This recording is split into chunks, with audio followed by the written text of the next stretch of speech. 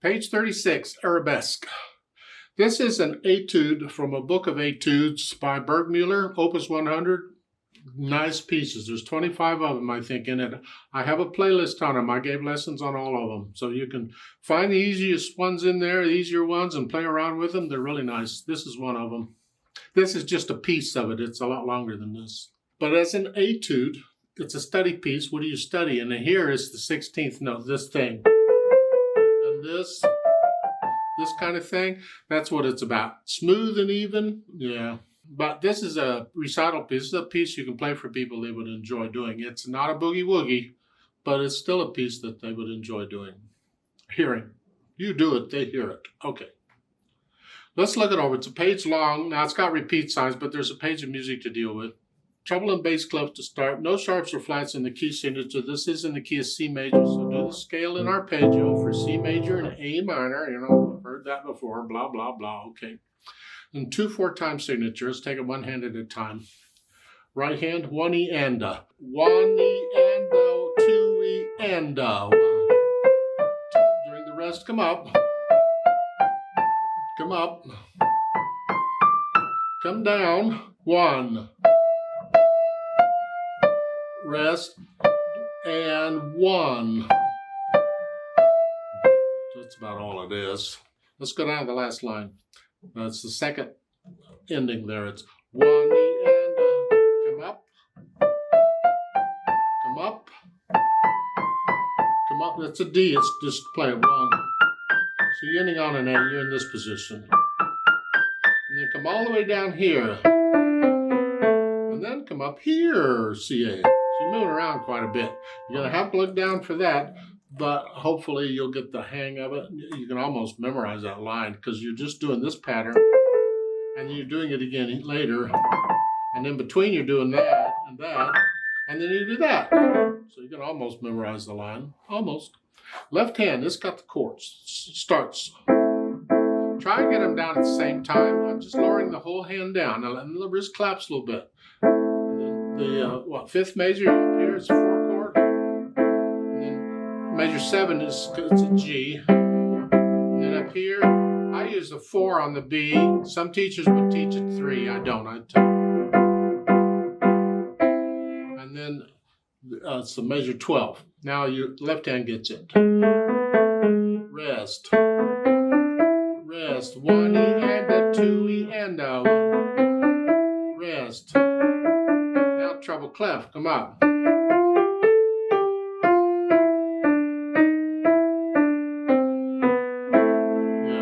Very well.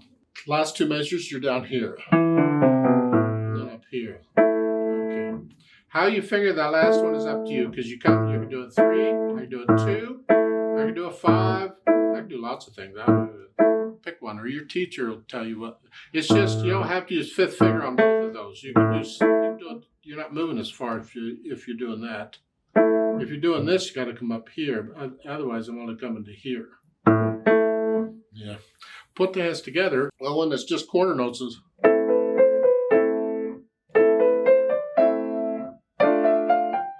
Now, technically, I should hold the quarter notes down.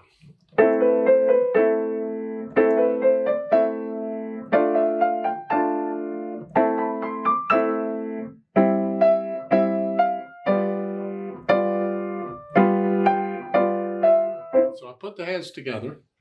And then I'll go back over it maybe just a line or 2 at a time and get rid of the hesitations. No hesitations. Go as slow as you have to, it doesn't matter, but no hesitations. Then the articulation, and that's where we put in the staccato. I'm flexing at the wrist and they're short. I'm on the key, bouncing up.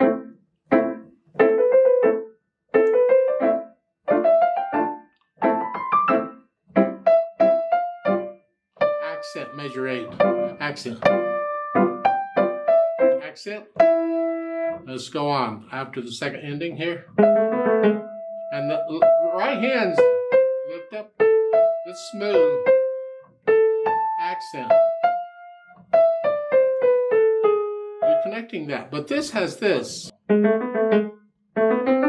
That. So.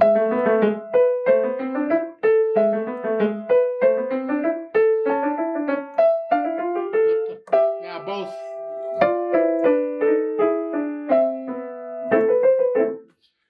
I would connect measure 19 to 20 here, because it leads into it. Go to here. I would not go. No, I would connect it. And the left hand too, if you can. Other people might separate them, but I don't. I prefer to connect it. When you have a lead in to something, I like to connect the lead in to the something. So I had the articulation, and then the dynamics. Start soft, and this is soft. Leggero means lightly and kind of.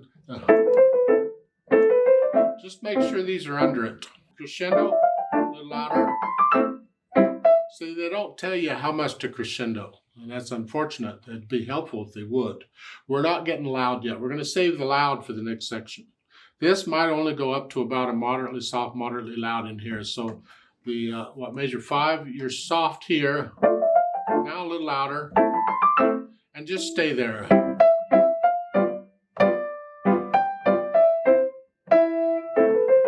But then in measure 12 here, you have 12. That's both hands.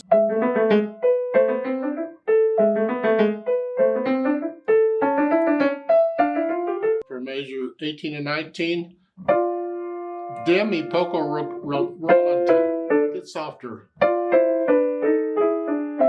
And then slow down too. I haven't got to the speed yet, but. And then I'll tempo and measure 20s like it was at the beginning. So you added the dynamics. At the end, you're loud here, the last 2 measures. Both hands. And the half note, both hands. There's no melody here, it's just a chord. And the accent will take them up to very loud, because the accent takes it up, so it goes from loud to very loud. And then fermata, you just hang on to that for a bit. However long you think is right is close enough for me. Not too long. People are going to say, is it over yet? So hold it out longer than 2 counts, but not a lot. If you're not sure, just double it. Do it 4 counts and let go. Experiment. Then the speed. Well, allegro scherzando. Allegro is quick or happy or however you want to say it.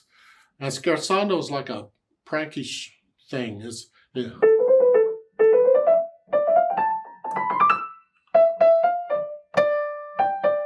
Kind of like a prank, but it's got to be even. How can you play those evenly? Find the hardest part for you. Is it this? However fast you can play the hardest part, and that's going to be your allegro scherzando for now. It can always speed up later. Now in the second line you have first and second endings, so you know how those work, I hope. And then at the last line you have first and second endings too. Yeah. There are lots of recordings of this available. You'll find them. Just have fun with it on how fast you go.